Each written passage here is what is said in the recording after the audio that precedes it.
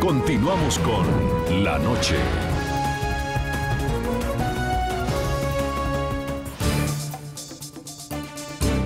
Un equipo periodístico del programa La Noche conoció de primera mano las quejas de los usuarios del sistema de transporte público de la capital colombiana y pudo constatar que hay muchas mujeres que han sufrido acoso sexual dentro de las instalaciones del Transmilenio, pero la mayoría no han querido denunciar las agresiones.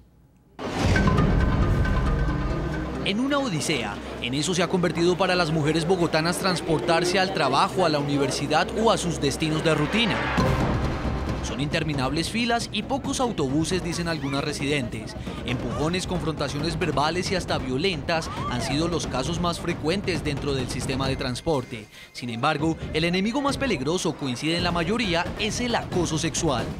Se trata de aquellas acciones inmorales e indebidas de algunos hombres que, aprovechando la multitud, tratan de tocar las partes íntimas de las pasajeras. Se valen de la forma como tal que lo empujan a uno, pero precisamente es para manosearlo o para pasarse con todas las mujeres. Una de las soluciones tanto de la Alcaldía de Bogotá como de la empresa Transmilenio fue implementar este tipo de vagones exclusivos para mujeres. Son espacios preventivos para quienes se sienten vulnerables ante la violencia sexual. Pese a la medida implementada en algunas zonas de la capital colombiana desde el pasado mes de febrero, las cifras no mejoraron y la policía desplegó una particular estrategia para detectar a los acosadores. Son policías vestidas de civil atentas a ese tipo de violencia que muchas reciben, pero pocas denuncian. Me parece muy eficiente, tiene que ser así. Lamentablemente la gente no reacciona y tienen que tomar cosas bastante drásticas para poderlo reconocer. Un equipo periodístico del programa La Noche decidió abordar el servicio público bogotano y no habíamos entrado a la estación cuando nos encontramos a una supuesta víctima. ¿Alguna vez usted se ha sentido acosada? Sí. ¿En qué ocasión? En los Transmilenios, sobre todo en las horas de la mañana, en las horas de la noche. Debido al tumulto de las personas tienden a acosar a las mujeres o a cogerles el bolso, a tocarlas indebidamente. ¿Usted lo denunció? Sí. ¿Y qué pasó? ¿Qué respuesta le dieron las autoridades? Me dijeron que si no tenía nombres o alguna fotografía del hombre que me había hecho algo, que no podían hacer nada por mí. El grupo de 6 policías vestidas de civil es una buena estrategia, opinan algunos usuarios, pero para esta joven adolescente, desde su posición de estudiante y también de supuesta víctima, la estrategia de las autoridades debería ir más allá. Pues las podrían poner como más estudiantiles y eso, porque pues nosotras somos las que más pues sufrimos en las mañanas y eso. Bogotá es una de las capitales más importantes de Latinoamérica. A diario 2 millones de personas hacen uso de el sistema integrado de transporte denominado Transmilenio. De esas 2 millones de personas, 680.000 son mujeres. Y de esas 680.000, 109 decidieron denunciar que fueron acosadas sexualmente en el año 2013.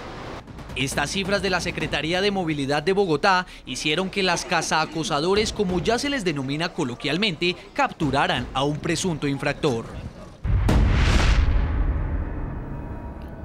En nuestros estudios de NTN 24, señora Olga Amparo Sánchez, directora de la Casa de la Mujer, ¿cómo definir quién es un infractor, quién es un acosador sexual y quién no en un sistema de transporte masivo? A ver, yo creo que aquí hay varias cosas que son importantes precisar. El abusador sexual es un hombre común y corriente.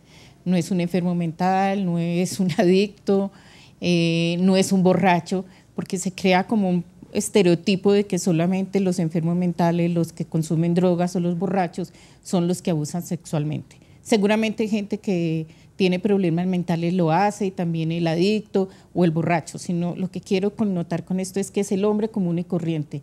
El papá, el hermano, el marido, el vecino, y en un Transmilenio yo creo que hay motivo de preocupación para las organizaciones de mujeres en varios sentidos. Por supuesto, la medida bienvenida, como dije antes, pues ayuda a crear conciencia, pero las mujeres enfrentan varios obstáculos. Uno, el sistema de justicia, un sistema de justicia que no opera a favor de las mujeres, sí, porque también hay una valoración de que los delitos que se cometen contra las mujeres tienen menor, digamos, valor que un delito contra la propiedad privada. Yo ya me imagino los juzgados o las fiscalías con estos señores que los van a detener.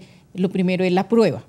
Entonces, ¿cómo van a probar que ese señor tocó, el otro tiene la legítima defensa, entonces va a decir lo que usted vio no es cierto, entonces digamos que va a haber ahí un cuello de botella muy grande.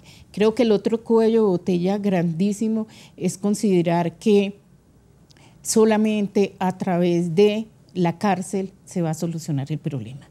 Es decir, la sanción es muy importante, pero creo que en la nota vimos algo que lo dijo el señor de México y es considerar que la ciudad por naturaleza son inseguras para las mujeres. Eso no puede ser. Tenemos que cambiar ese mensaje que tenemos aquí. Las ciudades tienen que ser seguras para las mujeres y los vagones especiales, a nosotras personalmente desde la Casa de la Mujer, por supuesto lo consideramos que es importante, pero segregan también, sí. Porque no permiten que las mujeres libremente deambulemos por la ciudad. Yo haría una pregunta, ¿por qué si también las grandes masas que se mueven en el Transmilenio hay hombres y mujeres, ¿por qué no tocan a los hombres? Porque hay una valoración que el cuerpo de la mujer es algo que se puede tocar, poseer, violentar. Entonces creo que tenemos que empezar a trabajar sobre esos imaginarios. Congresista Angélica Lozano, por la experiencia que se tiene, ¿qué le pasa a un individuo cuando es detenido o cuando es acusado por una mujer de haber abusado de ella? Bueno, supongamos que superó la denuncia, que incluso hay pruebas. El Código Penal pues tiene bien claros los tipos. Una cosa es la violación, el acceso carnal violento, que es un delito de máxima gravedad, que da cárcel. El tocamiento, el manoseo, es diferente, se llama injuria y es escarcelable, entonces lo regañan, lo reprenden si se quiere y se va y queda así. Ese es el reto que tenemos. Sin embargo, esas amonestaciones son muy importantes, como lo es la solidaridad, la cultura ciudadana y la denuncia. Dentro del sistema de Transmilenio necesitamos que haya lugares y opciones de denuncia inmediata, porque ¿cuál es la prueba? Lo decía la chica a la que le pasó, no es con la foto, no es con el nombre, es que si usted sale del bus y logró la solidaridad y usted tiene la voz, pues pueden ir al punto dentro y poner la denuncia. No se trata que en todas las estaciones lo haya, pero por ejemplo, el hurto de celulares es principalmente dentro del sistema de transporte. Esto es propio de todas las ciudades grandes del país, pero también se presenta en las pequeñas, por supuesto. Se ha contrarrestado el robo de celulares tímidamente, pero con avances, con 2 puntos dentro del sistema. Debe complementarse. La ruta de atención, la ruta de denuncia tiene que ser ahí, porque usted logre que el vecino de la silla que dijo, sí, yo vi que el tipo estaba maltratando, de verdad el señor va a dejar de ir a trabajar y se va a desviar y se va a ir hasta el sitio judicial a decir yo lo vi, me consta el testimonio. Entonces tenemos que facilitar y todo esto debe servir para el debate ciudadano. Usted, al hijo que está educando, a su hermano, a mi papá, esos hombres son los que necesitamos que se replanteen su masculinidad y el respeto por las mujeres. En México, señor Javier Treviño, director del Instituto de Políticas para el Transporte y el Desarrollo, se ha identificado que muchas mujeres no denuncian lo que les ha pasado cuando se sienten víctimas de acoso sexual. ¿Qué han implementado ustedes en México? ¿Unidades móviles para que se puedan poner este tipo de acusaciones?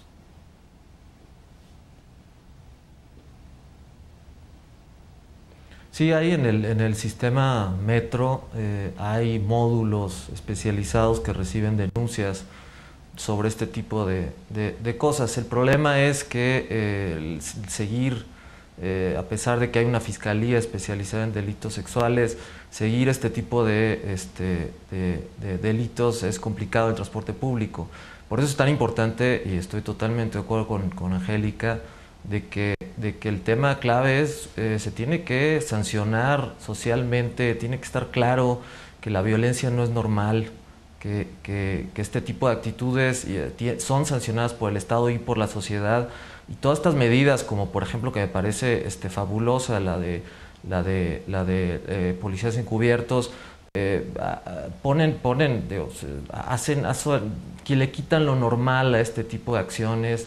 Y uno ya no sabe si en el momento en que cualquier persona quiere delinquir no sabe si va a ser aceptado o no, y eso es una gran ventaja comparado con el contexto actual de muchísimas ciudades en las que es aceptado ese tipo de acciones. Las mujeres difícilmente reaccionan en el momento porque generalmente se paralizan, hay un contexto que facilita la normalización de la violencia. Creo que cualquier acción que sirva para deslegitimar esta violencia es adecuada. Me parece fabulosa, en principio, la La idea en Bogotá, la clave es darle seguimiento y analizar los resultados, por supuesto.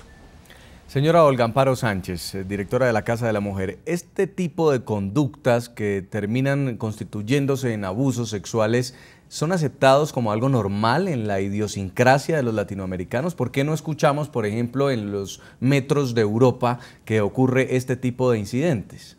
Sí, yo creo que nuestra cultura patriarcal ha contribuido a ver que, primero, que el cuerpo de las mujeres se puede, como decía antes, manosear, tocar, violentar, que es propiedad de los varones. Desde que nacemos hasta que nos morimos hay como ese prejuicio entre hombres y mujeres. Creo que también ahí hay un elemento fundamental y soy muy reiterativa, y es que la educación, el aparato educativo se tiene que mover a hacer transformaciones. Si no empezamos a educar a los niños y las niñas con otras valoraciones sobre lo que es el cuerpo de las mujeres, sobre lo que es el cuerpo de los varones, vamos a estar siempre enfrentados a estas medidas que son residuales y que no tocan la raíz del problema. Y el otro elemento, a nuestra manera de ver, fundamental, es cómo, y lo decían quien nos acompaña desde México, cómo se hace un trabajo con las mujeres de quitar el miedo de la denuncia. Es decir, las mujeres temen mucho la denuncia por la sanción, porque contrario a todos los otros delitos, la que es víctima de violencia sexual termina siendo sancionada por la sociedad. Es decir, es la responsable, entonces se lo buscó, para que se puso esa ropa, cómo se va para el metro, para el Transmilenio con ese blue jean tan pegado, cómo se va con ese escote. Entonces las mujeres siempre somos responsables del abuso sexual, o porque no fue acompañada. Entonces creo que tenemos que empezar un trabajo importante en ese sentido, y los medios de comunicación, y yo terminaría diciendo que es que las canciones recrean, reproducen esa valoración. Si uno oye, no sé, yo voy a decir una que la he oído y que me parece funesta, que es el serrucho. Entonces es el serrucho de anoche, y por la noche llego y el serrucho y la serrucho, claro, se refiere a una cama, pero en el simbólico que queda es la mujer, o la tengo que aporrear para quererla. Entonces creo que hay todo un engranaje que nos muestra que el cuerpo de la mujer no es respetado, no es valorado, y que es propiedad de todos. Brevemente, bienvenida a la medida, saludo la creatividad de la policía, me parece que estas son las medidas que hay que buscar, pero no podemos esperar milagros. 6 mujeres encubiertas de civil en 2 millones de viajes, pues no van a poder hacer milagros. Buena la creatividad, pero ojalá la policía incremente. Necesitamos 100, 200 personas para que este piloto se pueda medir la efectividad y mejorar en convivencia. Ya continuamos el análisis. Vamos a ver qué están diciendo nuestros televidentes en las redes sociales. Les estamos preguntando qué tipo de medidas piensan ustedes que son las mejores para frenar el acoso sexual que sufren las mujeres en el transporte público. Síganos respondiendo a través de las cuentas de Twitter del programa La Noche. Y esto nos escribe Francisco Ortiz. Dice: policiales por ahora, reincidentes ya veremos cómo asestarles con determinación el castigo merecido. También escribe Carlos Alberto Ávila y dice: deben pagar con penas en cárceles, pues son un peligro para la sociedad. Pero acá no pasa nada. Noticia, boom.